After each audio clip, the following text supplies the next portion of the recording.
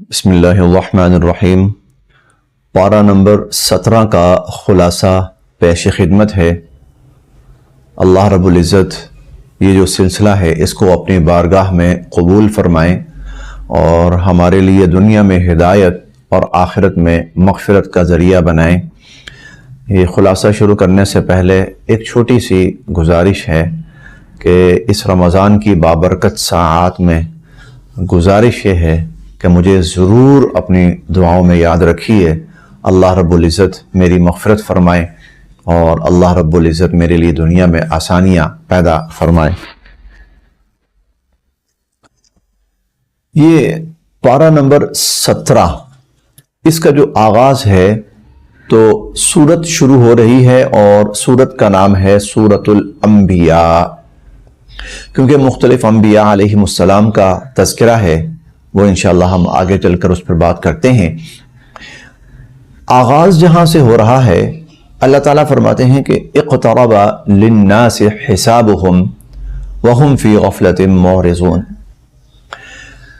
لوگوں کا حساب کتاب قریب آ چکا ہے اور حال یہ ہے کہ لوگ غفلت میں پڑے ہوئے ہیں اور اللہ کے احکامات اور ہدایات کو نظر انداز کر رہے ہیں۔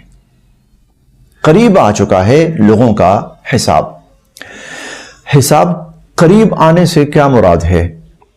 اس سے ایک تو یہ مراد ہے کہ حضور علیہ الصلوۃ والسلام نے فرمایا کہ میں اور قیامت کہاتین، آپ نے فرمایا یوں دونوں اشارہ فرمایا کہاتین، یہ تھوڑا سا آپ نے فرمایا میں پہلے ہوں اور میرے پیچھے قیامت۔ تو حضور علیہ الصلوۃ والسلام کا دنیا میں تشریف لانا یہ قیامت کی علامات میں سے ایک علامت ہے کہ اس دنیا کے خاتمے کا وقت اب قریب ہے، اور اس دنیا کے خاتمے کا مطلب ہے قیامت۔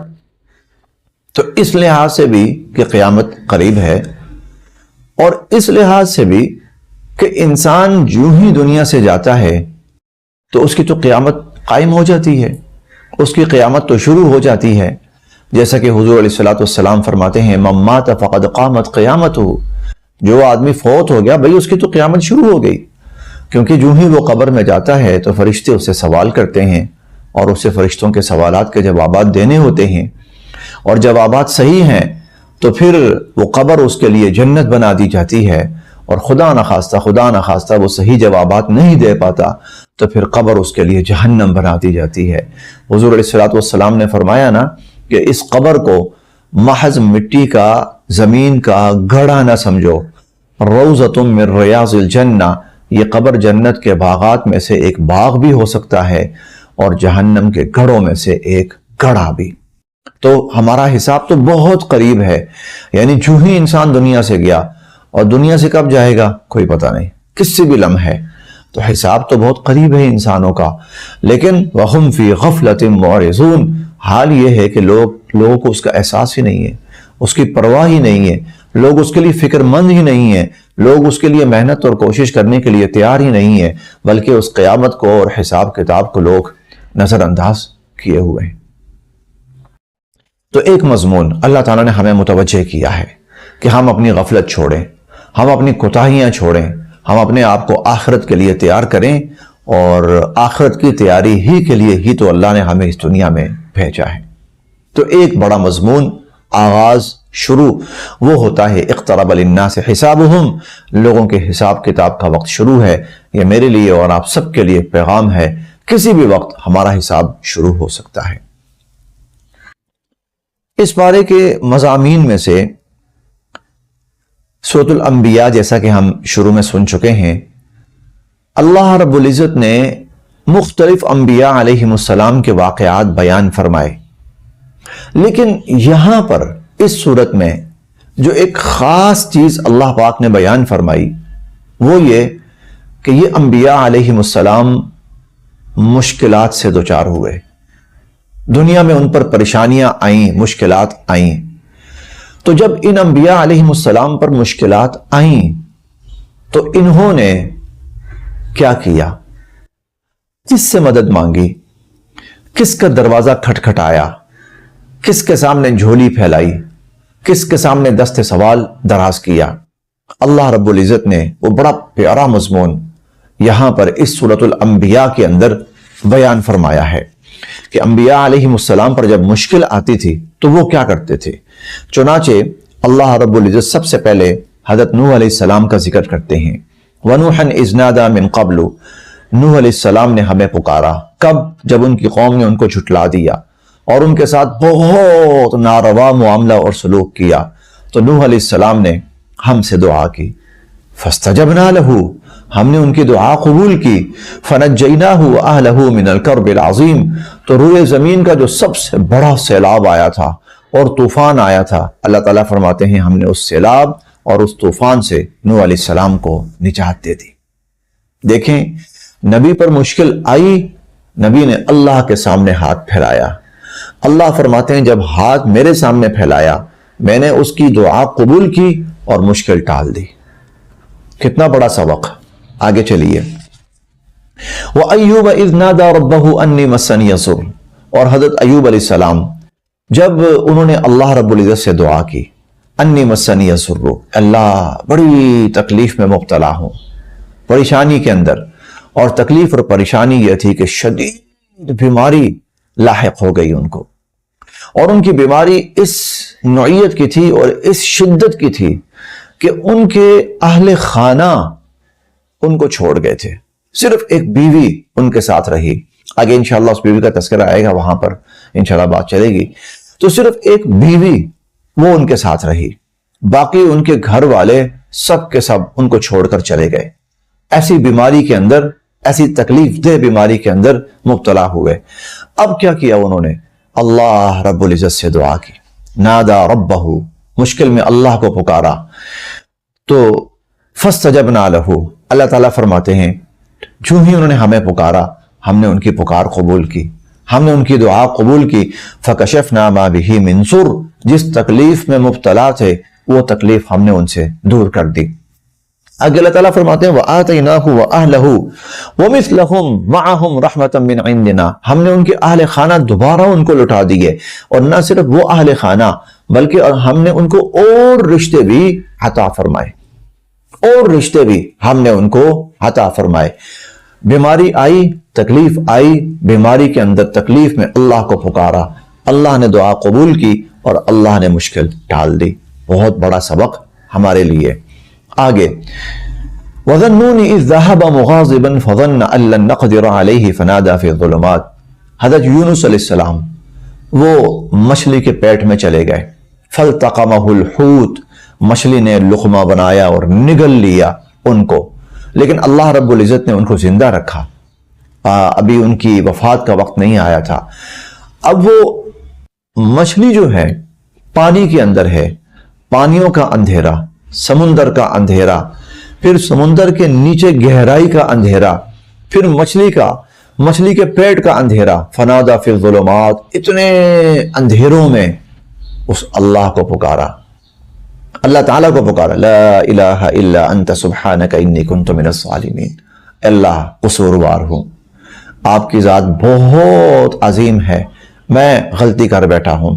فاستجبنا لہ، اللہ فرماتے ہیں ہم نے ان کی پکار قبول کی، ان کی دعا قبول کی، ونجیناہ من الغم، اور ہم نے ان کو اس تکلیف سے نجات دی، اس تکلیف سے ہم نے ان کو نجات دی۔ چنانچہ مچھلی نے ان کو ایک خشک جگہ کے اوپر اگل دیا، نکال دیا، پھر اللہ رب العزت نے ان کو صحت تندرستی عطا فرمائی، پھر اللہ نے ان کو نبی بنا کر بھیجا۔ 23ویں پارے میں تفصیلاً انشاءاللہ یہ واقعہ آتا ہے۔ بہت بڑا سبق ہمارے لیے۔ آگے، وَزَكَرِيَّا إِذْ نَادَىٰ رَبَّهُ رَبِّ لَا تَذَرْنِي فَرْدًا وَأَنْتَ خَيْرُ الْوَارِثِينَ، حضرت زکریا علیہ السلام بڑھاپا، بے اولادی، اولاد نہیں ہے، اللہ کو پکارا۔ 16ویں پارے میں آپ نے پڑھا کیسے پکارا، اللہ رب العزت سے دعا کی، جب اللہ کو پکارا، اللہ سے دعا کی، اللہ فرماتے ہیں فاستجبنا لہ، ہم نے ان کی دعا قبول کر لی، وَوَهَبْنَا لَهُ یحییٰ، ہم نے یحییٰ علیہ السلام جیسا بیٹا اور اولاد ان کو عطا کی، وَأَصْلَحْنَا لَهُ زَوْجًا، ہم نے ان کی بیوی کو بھی ان کے لیے ٹھیک کر دیا، کیونکہ وَامْرَأَتُهُ عَاقِرٌ، ان کی بیوی اولاد کے قابل ہی نہیں تھی، ایسی بیماری میں مبتلا کہ اولاد کا ہونا ہی محال ہے۔ تو اللہ رب العزت فرماتے ہیں ہم نے ان کو ان کی دعا قبول فرمائی، اور دعا قبول فرما کر ہم نے ان کو اولاد کی نعمت سے نوازا۔ بہت بڑا سبق ہمارے لیے۔ تو ان واقعات میں ہمیں جو بات اللہ نے سمجھائی سکھائی، جب مشکل میں مبتلا ہو اللہ کو پکارو، اللہ دعا سنتا بھی ہے اور اللہ اس مشکل کو دور کرتا بھی ہے۔ اس پارے کے مضامین میں سے ایک بڑا مضمون، آگے سورت شروع ہو رہی ہے سورہ الحج، اور ظاہر ہے نام کی مناسبت ہی بتا رہی ہے کہ اللہ رب العزت نے حج کے احکامات کو یہاں بیان فرمایا ہے اور اس کی تفاصیل ارشاد فرمائی ہیں۔ لیکن جو توجہ طلب بات ہے وہ ہے اللہ رب العزت نے اس سورہ مبارکہ کا آغاز کس انداز میں کیا ہے، وہ قابل توجہ ہے۔ آغاز کیا ہے اللہ رب العزت نے انسان کو قیامت اور آخرت کے تذکرے سے۔ یا ایھا الناس اتقوا ربکم، اے لوگو اپنے رب سے ڈرو، ان زلزلۃ الساعۃ شیء عظیم، وہ جو قیامت ہے نا بہت خوفناک مرحلہ ہوگا۔ قیامت کا زلزلہ بڑا خوفناک ہوگا، اتنا خوفناک ہوگا یوم ترونہا تذہل کل مرضعۃ عما ارضعت، قیامت اس درجے خوفناک ہوگی کہ جب آئے گی تو دودھ پلاتی ماں اپنے دودھ پیتے بچے کو بھول جائے گی، اور وَتَضَعُ كُلُّ ذَاتِ حَمْلٍ حَمْلَهَا، ہر وہ جانور جس کے پیٹ میں حمل ہوگا، انسان ہو، چرند پرند ہو، حشرات الارض ہوں، درندے ہوں، پرندے ہوں، جو بھی، وَتَضَعُ كُلُّ ذَاتِ حَمْلٍ حَمْلَهَا، ہر حمل والی مخلوق اس کا حمل گر جائے گا۔ وَتَرَى النَّاسَ سُكَارَىٰ، اور آپ لوگوں کو دیکھیں گے تو یوں لگے گا کہ لوگ نشے میں ہیں، نشہ کیا ہوا ہے۔ وَمَا هُمْ بِسُكَارَىٰ، نشہ نہیں ہوگا، وَلَكِنَّ عَذَابَ اللَّهِ شَدِيدٌ، وہ قیامت کا جو جھٹکا اور قیامت کا عذاب ہے اس نے انسانوں کے حواس گم کیے ہوئے ہوں گے۔ یہ قیامت آنی ہے، اللہ رب العزت نے اس قیامت سے ہمیں آگاہ کیا ہے اور اس سے ہمیں خبردار کیا ہے، بھولو نہیں اس کو، یہ آنی ہے اور انسانوں کو اس سب کا سامنا کرنا ہے اور پھر حساب کتاب کا سامنا کرنا ہے۔ اسی طرح اس پارے کے مضامین میں سے اللہ رب العزت نے ایک مضمون وہ حج کا ارشاد فرمایا۔ حضرت ابراہیم علیہ السلام کو حکم دیا کہ آپ بیت اللہ کی تعمیر کیجئے۔ حضرت ابراہیم علیہ السلام نے بیت اللہ کی تعمیر کی۔ قرآن کریم میں بہت سی جگہوں پر اس تعمیر کا تذکرہ ہے، اور یہاں پر بھی اللہ تعالیٰ فرماتے ہیں وَإِذْ بَوَّأْنَا لِإِبْرَاهِيمَ مَكَانَ الْبَيْتِ أَلَّا تُشْرِكْ بِي شَيْئًا وَطَهِّرْ بَيْتِيَ لِلطَّائِفِينَ وَالْقَائِمِينَ۔ ابراہیم علیہ السلام نے بیت اللہ کی تعمیر کی تو اس کے بعد اللہ تعالیٰ نے ان سے فرمایا وَأَذِّن فِي النَّاسِ بِالْحَجِّ، کہ لوگوں کے اندر آپ حج کا اعلان کر دیجئے، اور یأتوک رجالا وعلی کل ضامر یأتین من کل فج عمیق، یہ جو آپ اعلان کریں گے نا تو دنیا جہان کے کونوں سے لوگ سواریوں کے اوپر پیدل جیسے تیسے بھی اس گھر کے حج کے لیے آئیں گے، اور آپ اعلان کریں کہ لوگ آئیں۔ یہاں پر تفصیلی واقعات کے اندر یہ واقعہ مذکور ہے کہ سیدنا حضرت ابراہیم علیہ السلام فرمانے لگے یا باری تعالیٰ، میں اگر یہاں پہ کھڑا ہوتا ہوں بیت اللہ کے اوپر، چلیں چھت کے اوپر کھڑا ہوتا ہوں، ذرا نمایاں جگہ ہے، اور میں اعلان کرتا ہوں تو میری آواز تو صرف کچھ تھوڑے سے فاصلے تک جائے گی نا، چلیں زیادہ سے زیادہ یہ جو مکہ وہ جو شہر ہے تو اس مکہ جو اس وقت تو خیر قصبہ سا تھا، بالکل بے آباد سی جگہ تھی، تو یہاں پہاڑیوں تک میری آواز جائے گی اور چند لوگوں تک، چند گھروں تک میری آواز پہنچے گی، تو آپ کہہ رہے ہیں کہ دور دراز سے سارے انسانوں تک یہ اعلان کر دو، تو یہ اعلان ان تک کیسے پہنچے گا، یہ آواز ان تک کیسے پہنچے گی؟ اللہ رب العزت نے فرمایا کہ اے ابراہیم، اعلان کرنا تمہارا کام ہے اور تمہاری آواز کو پھر ان انسانوں تک اور ساری انسانیت تک پہنچانا یہ میرا کام ہے۔ چنانچہ یہاں ایک بڑی یہ دلچسپ بات ہے، علامہ ابن قیم رحمۃ اللہ علیہ نے بھی لکھی ہے، فرماتے ہیں کہ اللہ رب العزت نے جس کے نصیب کے اندر حج لکھا ہوتا ہے یا عمرہ لکھا ہوتا ہے تو اللہ تعالی ابراہیم علیہ السلام کا وہ اعلان اور وہ پیغام اس تک پہنچاتے ہیں۔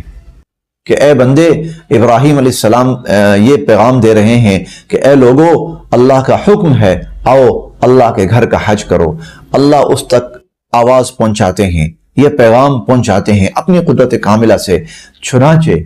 چنانچہ آپ جانتے ہیں جب بندہ احرام باندھ لیتا ہے، حج کی نیت کرتا ہے یا عمرہ کی نیت کرتا ہے، تو اس کی زبان پہ تلبیہ جاری ہو جاتا ہے۔ وہ تلبیہ کیا ہوتا ہے؟ لبیک اللہم لبیک لبیک لا شریک لک لبیک۔ یہ کیا ہے؟ کیا مطلب لبیک؟ میں حاضر، اللہ میں حاضر، میرے اللہ میں حاضر، تو وحدہ لا شریک، تیرا کوئی شریک نہیں، لبیک اللہم لبیک۔ کیوں؟ اللہ نے آواز پہنچائی، اللہ نے پیغام پہنچایا، بندے تک پہنچا، بندہ کہتا ہے لبیک میں حاضر۔ یہ لبیک اس لیے کہا جاتا ہے، ہم پڑھتے ہیں نا لبیک اللہم لبیک، ہمیں حاضر، اے اللہ کیا مطلب؟ بھائی اللہ نے اب پیغام پہنچایا ہے، اے بندے چل آ میرے گھر آ، حج کے لیے آ، عمرے کے لیے آ۔ جب اللہ یہ کہتے ہیں، بندہ آگے سے کہتا ہے لبیک یا اللہ میں حاضر، آپ نے میرا نام پکارا، آپ نے مجھے حکم دیا، میں حاضر، اللہ میں حاضر، بار بار کہتا ہے۔ اور حق بھی ہے کہ بندہ کہتا ہی رہے اور کہتا ہی رہے اور کہتا ہی رہے۔ اللہ کی ایک پکار پر ساری زندگی پہ کہتا رہے تو تھوڑا ہے۔ تو یہاں پر وہ حج، اس کا اللہ رب العزت نے تذکرہ فرمایا، بیت اللہ کی تعمیر، اور اس کے بعد حج کا اعلان ساری انسانیت کے لیے، قیامت تک کے انسانوں تک یہ آواز، جس نے حج کرنا ہے اور جتنی دفعہ کرنا ہے، اس کا اللہ کی طرف سے یہ اعلان اور پیغام پہنچ چکا ہے۔ اس پارے کے مضامین میں سے ایک مضمون، اللہ رب العزت نے مسلمانوں کو جہاد کی اجازت بھی مرحمت فرمائی، اور اس کے ساتھ ساتھ جہاد کی حکمت بھی بیان فرمائی۔ جہاد کی اجازت مرحمت فرمائی کہ مسلمانوں پر مکہ میں بہت ظلم تھا، اور مسلمانوں کا دل کرتا تھا کہ ہم بھی کفار کو جواب دیں آگے سے، لیکن وہاں پہ حکم یہ تھا کفو ایدیکم واقیموا الصلاۃ وآتوا الزکاۃ۔ نہیں، ابھی مزاحمت نہیں شروع کرنی، ابھی کافروں کے ساتھ ٹکراؤ نہیں شروع کرنا، ابھی حالات مناسب نہیں ہیں۔ چنانچہ جب مسلمان مدینہ آئے، اور مدینہ آنے کے بعد پھر مسلمان قدر مستحکم ہو گئے، تو اللہ رب العزت کی طرف سے پھر یہ حکم ہوا، اذن فی الناس اذن للذین یقاتلون بانہم ظلموا۔ اب اجازت دی جاتی ہے، بڑا ظلم ہوا مسلمانوں کے ساتھ، ان کو مجبور کیا گیا اپنے گھروں سے نکلنے پر، مکہ المکرمہ سے، بیت اللہ سے نکلنے پر اور ہجرت کرنے پر مجبور کیا گیا، اور کفار اب بھی باز نہیں آ رہے۔ لہٰذا اے ایمان والو، اب تمہیں حکم دیا جاتا ہے، اجازت دی جاتی ہے، نکلو، اور تم بھی اب کفار کو طاقت کا جواب طاقت سے دو۔ اب ٹکراؤ چاہتا ہے کفر تو چلو اب ٹکراؤ ان سے، لڑائی چاہتا ہے چلو اب لڑو ان کے ساتھ، جہاد کرو۔ اذن للذین یقاتلون بانہم ظلموا۔ اگلی بات، ہو سکتا ہے مسلمانوں کی تعداد کم ہو، کفار زیادہ ہوں، تو اللہ فرماتے ہیں وَإِنَّ اللَّهَ عَلَى نَصْرِهِمْ لَقَدِيرٌ۔ پریشان نہیں ہونا، اللہ ایمان والوں کی مدد پر قادر ہیں، اور وَكَانَ حَقًّا عَلَيْنَا نَصْرُ الْمُؤْمِنِينَ۔ اللہ فرماتے ہیں ہم نے لازم کر لیا اپنے اوپر کہ ہم ایمان والوں کی مدد کریں گے۔ یہ تو تھا حکم۔ آگے حکمت بیان فرمائی، حکمت بھی بیان فرمائی، وَلَوْلَا دَفْعُ اللَّهِ النَّاسَ بَعْضَهُمْ بِبَعْضٍ لَهُدِّمَتْ صَوَامِعُ وَبِيَعٌ وَصَلَوَاتٌ وَمَسَاجِدُ۔ اللہ رب العزت مختلف ادوار کے اندر ایمان والوں کو حکم دیتے رہے ہیں کہ تم بھی اٹھو اور دشمن کو طاقت سے جواب دو، جہاد کرو، نکلو کفر کے خلاف۔ کیوں؟ اس لیے اگر اللہ تعالیٰ یہ اجازت نہ دیتے تو کفار اللہ کی عبادت کا کوئی بھی مرکز دنیا میں آباد نہ رہنا دیتے۔ عیسیٰ علیہ السلام کے زمانے کے اندر ان کو اجازت دی گئی، جہاد کر سکتے ہیں۔ اگر نہ اجازت دی جاتی تو عیسیٰ علیہ السلام کے پیروکار جن عبادت گاہوں میں عبادتیں ادا کرتے تھے، کفر ان کو باقی نہ رہنے دیتا۔ موسیٰ علیہ السلام کے زمانے کے اندر ان کو اجازت دی گئی اور حکم دیا گیا وہ نکلیں اور قتال کریں اور جہاد کریں، اور کیا بھی، جیسا کہ ہم نے چوتھے پارے میں پڑھا ہے وَكَأَيٍّ مِّن نَبِيٍّ قَاتَلَ مَعَهُ رِبِّيُّونَ كَثِيرٌ۔ کتنے ہی انبیاء علیہم السلام نے جہاد کیا، اور ان کے ساتھ بہت بڑی تعداد تھی ایمان والوں کی بھی، وہ بھی ان کے ساتھ مل کر جہاد کرتے رہے، دعا بھی کرتے تھے۔ تو اللہ تعالیٰ فرماتے ہیں اگر ہم یہ اجازت نہ دیتے تو کفر مسلمانوں کے یا ایمان والوں کی جتنے بھی ایمانی مراکز ہیں ان کو تباہ کر دیتا۔ اب اے مسلمانوں، تمہیں اجازت دی جاتی ہے اور تمہیں حکم دیا جاتا ہے کہ دشمن اگر لڑنے پہ آئے اور دشمن اگر ٹکرانے پہ آئے تو اٹھو، نکلو، اب لڑو، اب ٹکراؤ، تاکہ تمہارا دین محفوظ رہے، تاکہ تمہاری عبادت گاہیں محفوظ رہیں، تاکہ